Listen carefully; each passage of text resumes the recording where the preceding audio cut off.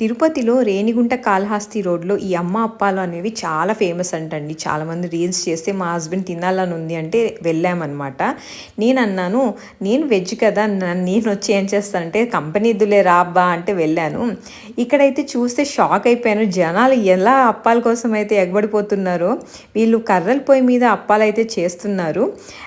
కర్రల పొయ్యి మీద అప్పం పోసి దాని మీద గుడ్డు వేసి, ఆ తర్వాత రాయలసీమలో ఎర్రకారం బాగా ఫేమస్, మీ అందరికీ తెలుసు. ఆ ఎర్రకారం రుద్దేసి మూతలు పెట్టేసి ఆవిరికి అప్పాలు ఉడికిచ్చేసి ఇచ్చేస్తున్నారు. వడలు కూడా వీళ్ళు వేస్తున్నారు. టేస్ట్ అయితే నెక్స్ట్ లెవెల్. వడలే నేను తిన్నాను వెజ్ కాబట్టి.